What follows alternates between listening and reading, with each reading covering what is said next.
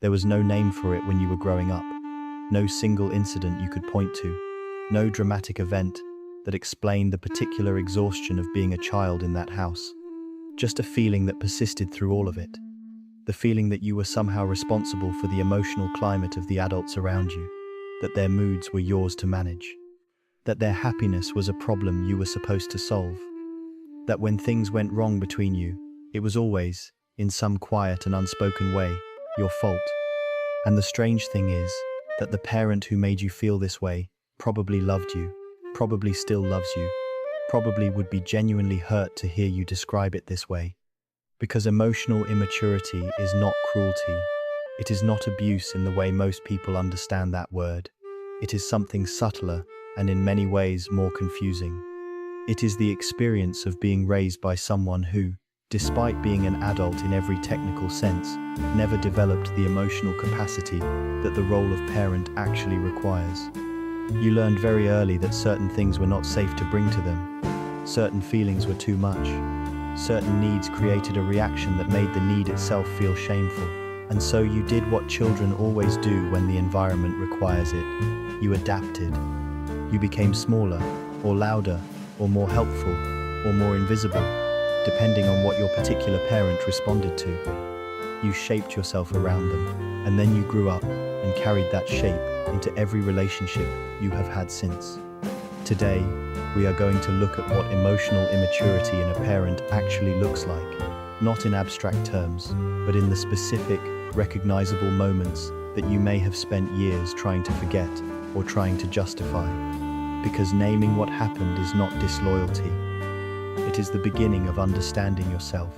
The first sign is that their emotional needs always came first.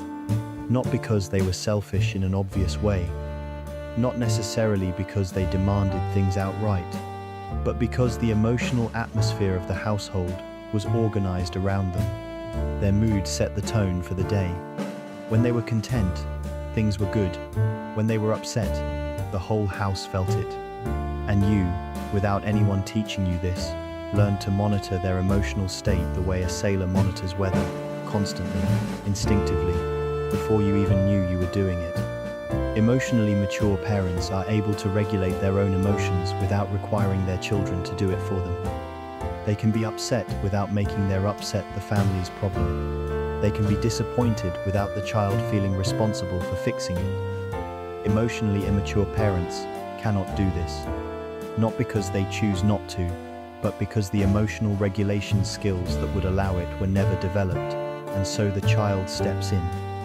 Not because anyone asked them to, but because the gap is there, and children, who love their parents and depend on them completely, will always try to fill it. The second sign is that they could not tolerate your negative emotions. Think about what happened when you cried as a child, when you were angry, when you were frightened, when you were genuinely hurting. Was there a parent who sat with you in it? Who said, "I see that you are sad, and you are allowed to be sad, and I am here"?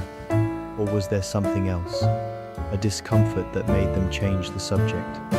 An irritation that made you feel your emotion was an inconvenience? A solution offered so quickly that the feeling itself was never actually acknowledged? Or worse, a reaction that was bigger than yours, that made your distress suddenly about them, that left you in the strange position of comforting the parent who was supposed to be comforting you. Children learn what their emotions are worth through the way the adults around them respond to those emotions. When a parent consistently cannot tolerate a child's distress, the child learns that their distress is not tolerable.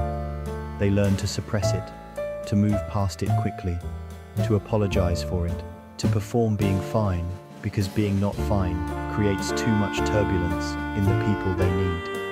And then they spend the rest of their lives wondering why they cannot cry in front of other people, why they feel ashamed of needing comfort, why emotion feels dangerous even in relationships where it should be safe. The third sign is that conversations about problems always circled back to them. You tried to tell them something difficult once, maybe more than once. You found the courage to bring something real to them, a problem you were having, something that was hurting you, something you needed help with. And somewhere in the conversation, almost without you noticing how it happened, the subject shifted. Suddenly, They were talking about how hard things were for them, about their own struggles, their own past, their own version of a similar experience. The conversation that started with you ended somewhere entirely different, and you walked away feeling vaguely guilty for having brought it up at all. This is one of the most quietly damaging patterns of emotional immaturity, not because the parent is lying about their own struggles, but because a parent's job in that moment is to hold space for the child, to be the container, not the one who needs containing. Emotionally immature parents cannot do this consistently because they do not have the self-awareness to notice when they are making the conversation about themselves. They do not experience it as a hijack. They experience it as connection, as relating, as sharing. But the child who needed to be heard goes home from that conversation alone. The fourth sign is that they used guilt as a primary emotional tool. Not always consciously, not always cruelly, but consistently. You know the texture of this if you experienced it. The sigh that said more than words. The silence that required interpretation. The comment delivered so gently it was hard to name as a weapon. After everything I have done for you, I just worry about you. I am not angry. I am just disappointed. The sentences that made your needs feel like ingratitude, that made your choices feel like betrayals, that made the ordinary act of having your own life feel like something you owed an apology for. Guilt in this context is not about genuine wrongdoing. It is a regulatory strategy. The emotionally immature parent uses the child's love and loyalty to manage their own anxiety, their own fear of abandonment, their own discomfort with the child becoming a separate person with a separate life. The child who was raised this way grows up with a very particular confusion at the center of their relationships. They cannot always tell the difference between genuine responsibility and the old familiar pull of someone else's emotional need. They say yes when they mean no. They feel guilty for having boundaries. They confuse love with obligation so consistently that they have stopped being sure which is which. The fifth sign is that they needed you to see them in a specific way and could not tolerate anything that challenged that image. Perhaps they needed to be seen as a good parent, as a martyr who sacrificed everything, as someone who had it harder than anyone else, as a person who was always right. Whatever the image was, it was rigid. And when reality pushed against it, when you said something that contradicted the story they held about themselves, the reaction was disproportionate, hurt that was too large, anger that came from nowhere, a withdrawal that lasted days, or a revisiting of the incident that went on long after you thought it was resolved.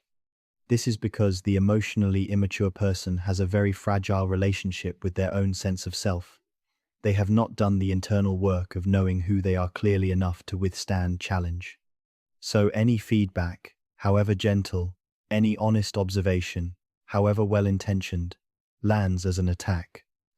And the child who grew up navigating this learns a very specific skill. They learn to manage another person's self-image, to protect it, to never say the true thing if the true thing might shatter something the other person needs to believe. And they become extraordinary at this, and they do it in every relationship they enter for the rest of their lives. The sixth sign is that physical presence was never the same as emotional presence. They were there. That is the thing that makes this so hard to name. They were physically present. They fed you, clothed you, showed up at things. By every external measure, they were a parent who was there. But you know the difference between a body in the room and a person who is genuinely with you. You learned it very young. The way someone can look at you without actually seeing you. The way a conversation can happen without any real contact being made. The way you could be in the same space as someone and feel entirely alone. Emotional presence is a specific thing. It is the experience of being seen, not just observed, of being known, not just cared for, of having your inner world matter to someone, not just your outer behavior. Emotionally immature parents are often physically present and emotionally absent simultaneously. They are dealing with their own unprocessed experience, their own anxiety, their own unmet needs, and there is simply not enough room left over for genuine attunement to a child. The child feels this absence without having words for it. They only know that something they needed was not there, and they spend years looking for it in other people. The seventh sign is that repairs were rare or never happened. Every parent loses their temper sometimes. Every parent says something they should not have said or handles a moment badly. What separates emotionally mature parents from emotionally immature ones is not whether these things happen, it is what comes after. The emotionally mature parent comes back. They say, "I handled that badly, and I am sorry." They repair the rupture. They demonstrate to the child that relationships can survive conflict and be restored. They show the child, through action, that their relationship is more important than the parent's ego. The emotionally immature parent often cannot do this. An apology would require them to admit fault, to tolerate the discomfort of having been wrong, to prioritize the child's need for repair over their own need to preserve their self-image. So instead, the incident is minimized, or ignored, or reframed, so that the child somehow becomes responsible for it, or simply never mentioned again, the silence standing in for resolution, and the child learns that ruptures do not get repaired.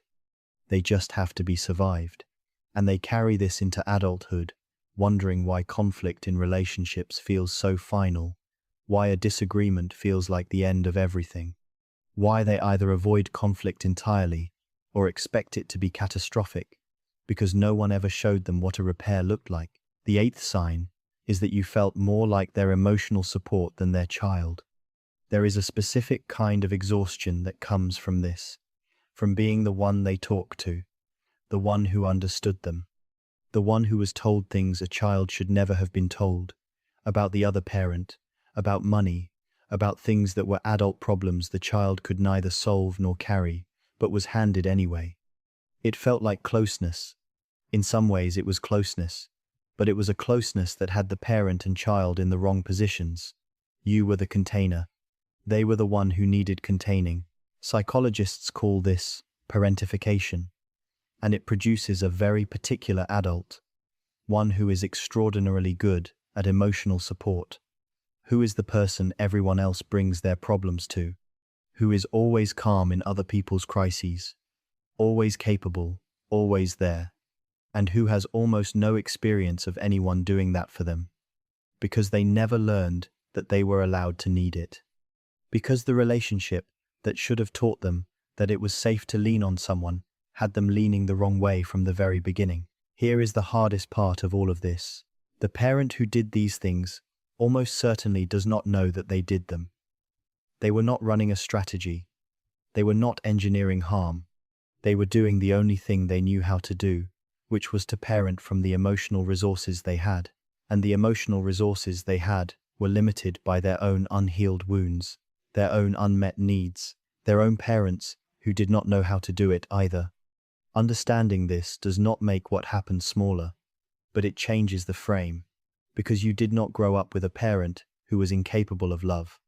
You grew up with a parent who was incapable of the specific kind of emotional presence that love in a parent is supposed to look like.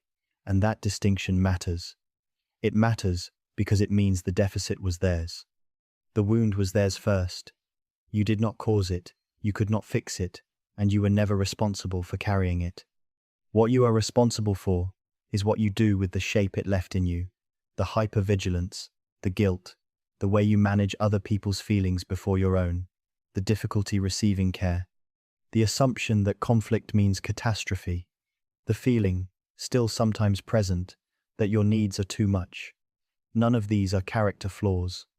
They are the logical residue of an environment that required them. And they can change. Not by forgetting what happened, but by slowly, deliberately, learning to give yourself what was missing. It starts with recognition, with being able to say this is what happened and this is what it cost me, without immediately softening it or explaining it away or adding but they did their best. Maybe they did do their best, and their best was still not enough for what you needed. Both of those things are allowed to be true at the same time.